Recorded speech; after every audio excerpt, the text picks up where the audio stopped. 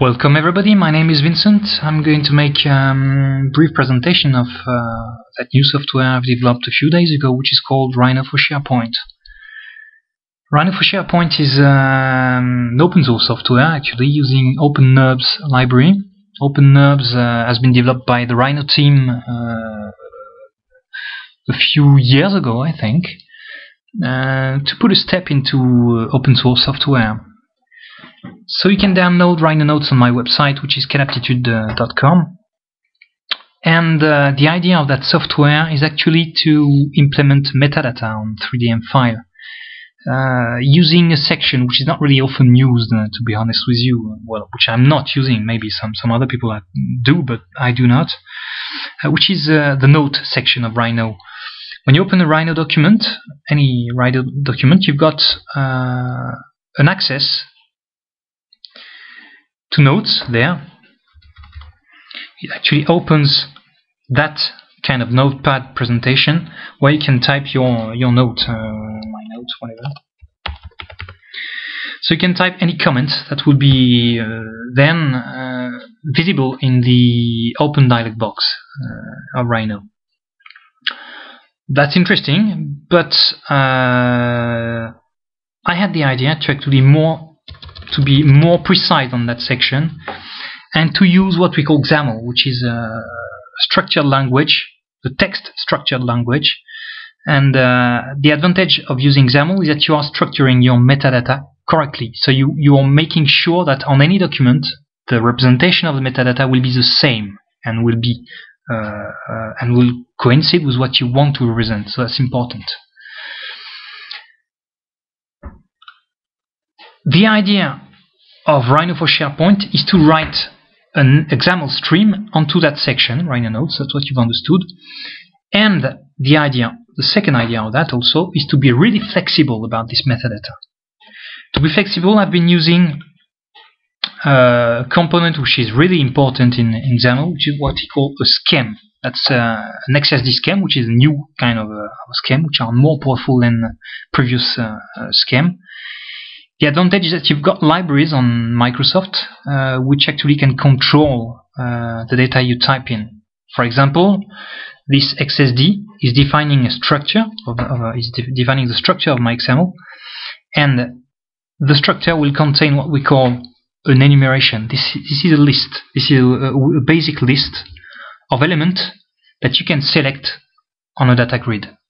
For example, when you've got the possibility to choose between true and false, if you're working on a data grid on the web or whatever, or even on Excel, for example, you have the potential to choose between true and false. So you've got a little list coming down, and you can choose true or false. There you can choose Johnson, Vincent, Ted, and Robert's name. So you can add more names, whatever you want, so that each metadata are correctly printed. So you're not going to print another name than Robert, Ted, Vincent, or Johnson, as long as it's not in the list. So you're controlling, that's a way of controlling the input data you're putting in.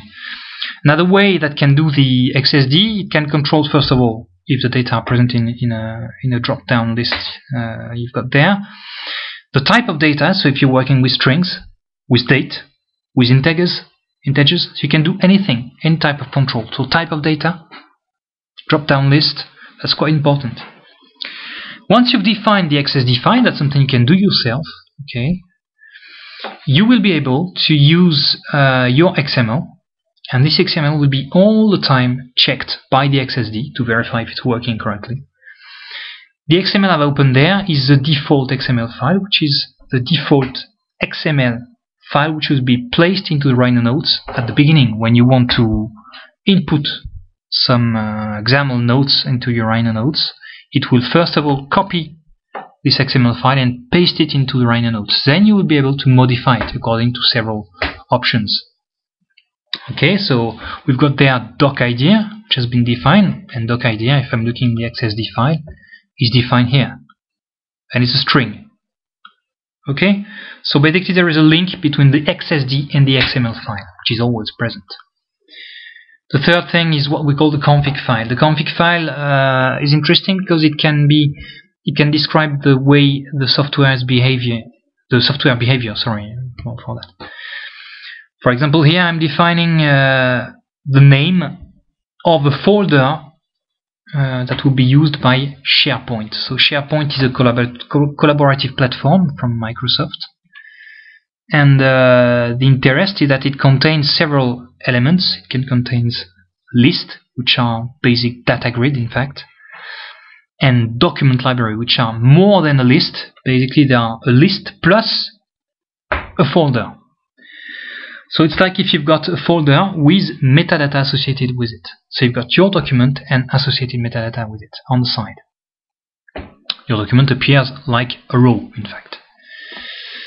So you can specify any type of name, any type of document library, any name, for your document library on SharePoint. So it's supposed to have SharePoint which is already installed on the server or on the web. You can define several things, of course, considering this config file. You can define the address of the SharePoint site. You can define several things which are important and necessary to be more flexible. Okay, and in any company actually. So that's the three main files which we'll play with if you want to parameter Rhino for SharePoint. Now let's look a little bit at the interface. I'm just going to go through the menu. You've got a ribbon there, which is by default the Windows ribbon. In the menu there, you've got a About dialog box, which actually shows you important points, such as, for example, the name of the document library, the name of the server which will be used, the name of the XSD file, the default XML file, the name of the user, which will be used for SharePoint. There are several things we have to remind. The first is that I'm using .NET version 4, so you have to implement the framework version 4 if you want to use Rhino for SharePoint. The second thing which is important is the version of the Microsoft SharePoint client version, which is version 14, which means I'm using SharePoint 2010. So I'm not using web services, I'm using model objects, which are more powerful for SharePoint and more, user-friendly in terms of development. I'm also using the version 5.2 of the OpenNUBS document library, which is the last existing on the market right now. We might evaluate in a few months. This OpenNUBS is opening version 4, 3DM file version 4. It also actually, because of Rhino 5 is actually a beta version, it also opens version 5, and I'm not sure it's going to be implemented for long. So that's the important point you have to check, first of all, when you're using SharePoint on the About window. So you have to parameter it through the config file first and define this in here. Then you've got several points on the ribbon which actually shows you the several functions which are mainly used on Rhino for SharePoint, or the save button actually, which is the button that saves metadata into the Rhino nodes. Purge data grid is just a way we can purge the data grid which will represent the metadata. Connect will connect Rhino for SharePoint to Windows Search Index, which we've got there. We've got a list of a 3DM file which has been filtered through the Windows Search Index. So that's important because most of the time you've got files which are spread anywhere on your hard drive and you don't know where they are, so you forgot the name or whatever. The advantage of that is that you first of all check double name file if you got double file, files which are duplicated on your hard drive, and you can rapidly check where are your files by, of course, looking at name, organization of the list. Connect SharePoint is a button that actually will check the connection with SharePoint. So it will just check if there is a possible connection to SharePoint, if the document library exists, because if it doesn't exist, if the one which is defined in the config file doesn't exist, it will straightforward stop the connection. And of course, if you have the right access to go to SharePoint. So we've got there a brief demonstration on Rhino for SharePoint, not a demonstration, presentation. I'm going to do a demo later on. Thank you very much for listening, and be free to download this software and to ask some questions if you want on info@calatitude.com. You can go on my website, which is calatitude.com. Thank you very much for listening, and goodbye.